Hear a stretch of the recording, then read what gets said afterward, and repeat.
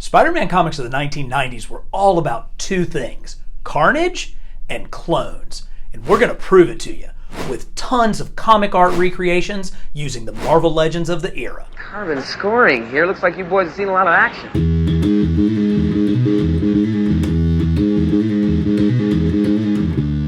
Welcome back to Carbon Scoring, the best place for action figures and comics history.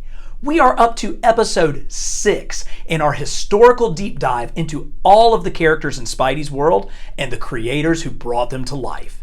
If you haven't checked out the other episodes, don't do it now, but you are going to have a blast diving all the way back to 1962 and working your way up to the present. But before we throw on our 90s flannel, I forgot one last episode. I was so excited to talk about Todd McFarlane and Venom that I forgot about another character that showed up during his run. Paladin first appeared way back in Daredevil 150 in 1978, but he was a key player in the assassination plot storyline, and since he got this kind of awesome Marvel Legends figure in 2018, we can't leave him out. McFarlane was a tough act to follow, but luckily Marvel tapped another up-and-coming legend to helm the title. Erik Larson. Larson got his start in comics the oldest of old-fashioned ways, with self-published fanzines. It was in these that he debuted and defined his signature creation, the Savage Dragon. This led to work at AC Comics and Eclipse, followed by stints at DC on The Outsiders, Teen Titans, and Doom Patrol. He actually drew issue 287 of Amazing Spider-Man a full year before Todd McFarlane started his run. But it was his work on Excalibur for Marvel Comics Presents that led to him grabbing the lead spot on Amazing. He picked up immediately after Todd left the book and went on an uninterrupted 2-year run from issues 329 to 350. An early storyline in his run was Cosmic Spider-Man. So real quick, Loki joins up the most powerful villains in the Marvel Universe in a story called Acts of Vengeance. Unable to beat Spidey, the trickster god creates the Tri-Sentinel, basically 3 Sentinels combined into one. But before that battle happens, Peter Parker gets blasted with the Enigma Force, giving him the cosmic powers of Captain Universe, which basically made him the strongest character in the Marvel Universe. And he used this power to punch Hulk into space. I love this Marvel Legends figure from 2017's Vulture Wings wave. Not just because it's a perfect recreation of the story, but because those connected circles on the costume have such a Ditko vibe. Larson also co-created one of my favorite underrated Spidey foes, Cardiac. Trained as a physician and dedicated to defeating the corrupt pharmaceutical industry, Dr. Elias Wortham battled Spidey before becoming a loyal ally. This custom figure is one of the best that I have, but I shouldn't have all the fun. We need a mass-produced Cardiac for all to enjoy. Erik Larson's relatively brief run on The Amazing Spider-Man left a lasting impact. Perhaps nowhere more obvious than in his depiction of Venom. Larson began the transition to a more monstrous Venom, bulking him up and adding that trademark tongue.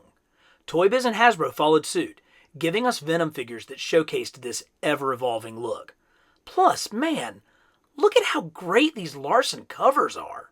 Just before the end of Larson's run, Eddie Brock was in prison, and there he met his cellmate, a serial killer and Joker look-alike Cletus Cassidy. We'll come back to old Cleet in a minute. Erik also followed McFarlane on the adjective-less Spider-Man title, which let us have this Cyborg Spider-Man figure, a 2021 Target exclusive. And that allowed us to recreate this iconic cover with Deathlock. Larson finished his run on Amazing with issue 350. The final page was a pinup mashing his Spidey with McFarlane's. Who could possibly follow these two titans on the title?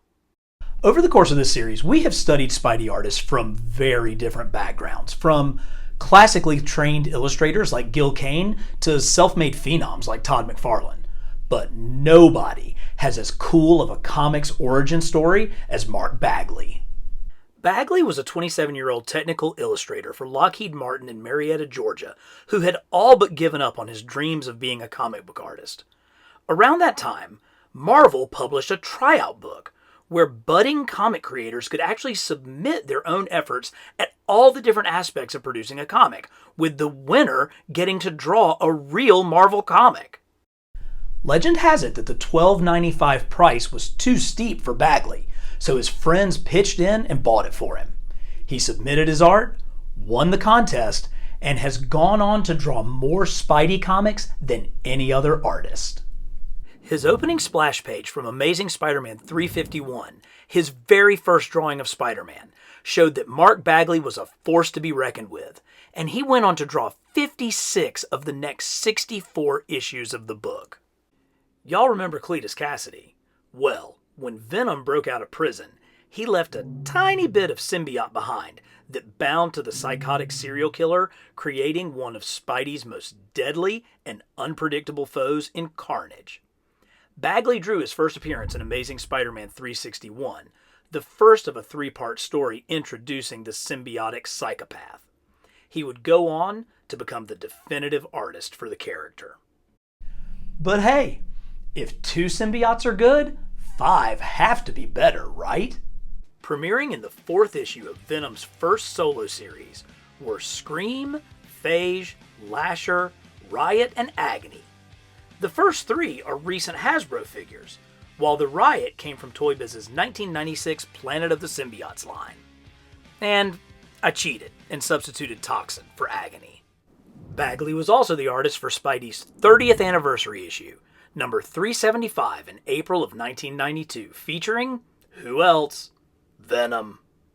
The Bagley drawn cover to Spider-Man 24 from July of 1992 has 2 90s creations featured on it. Demogoblin first appeared in Spectacular Spider-Man 147, and the monstrous Doppelganger was created in the first issue of Infinity War. But the back half of Bagley's run was dominated by the Clone Saga. So, the Jackal cloned Peter Parker, and the 2 Spideys fought in Amazing 149. The original Peter won, and left his dead clone in a smokestack, or so he thought. The other Peter actually survived, and spent the next 5 years on the lam as Ben Reilly, taking the first name of his beloved uncle and Aunt May's maiden name. He returned to New York prior to the death of Aunt May in issue 400, and soon began fighting crime as the sensational Scarlet Spider. That's when things kind of went off the rails. But let's appreciate this gorgeous 2016 Scarlet Spider figure from a simpler time in Ben Reilly's life. Hasbro crushed the 90s look with the ripped hoodie and the wrist and ankle bracelets. The idea was to have Ben revealed as the original Peter Parker and have him go on to become the one true Spider-Man. The thought was that the current Peter's continuity was really complicated and limited by his marriage to Mary Jane, making it really hard to tell good stories. But there were 2 problems. First, the fans went nuts when they found out that the Spider-Man that they'd been following since the 1970s was a clone. And second, the books were selling like crazy. Now, you might think, don't we want to sell comic books? Well, yeah, of course. But with the sales high, the editorial staff kept stringing the story along. What was supposed to be a 6-month story eventually ran over 2 years. So instead of being a creator-driven story, it became an editorially driven one.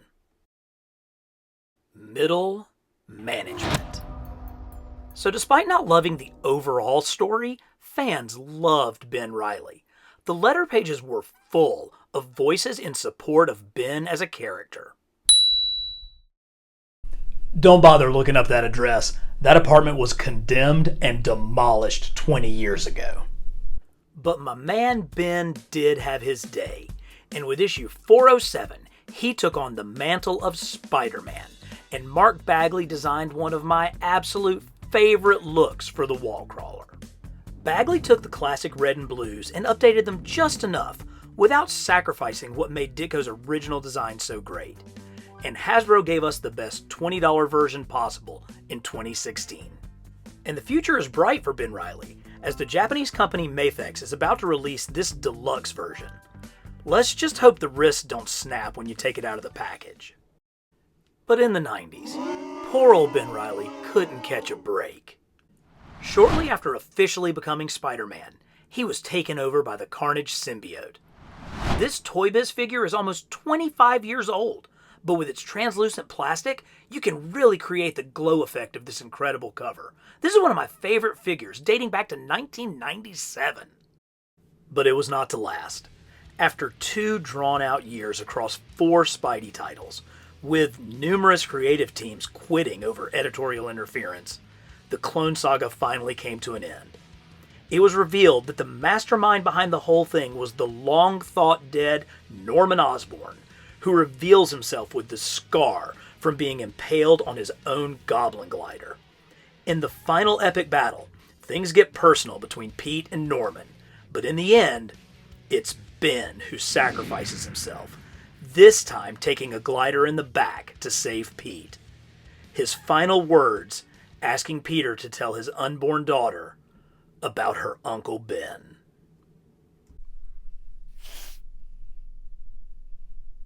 I'm not crying, you're crying. With the Clone Saga coming to an end, so does another of our action figure comic history deep dives. Be sure to hit like and subscribe, and try out that notification bell so you won't miss any of the goodness coming from Carbon Scoring.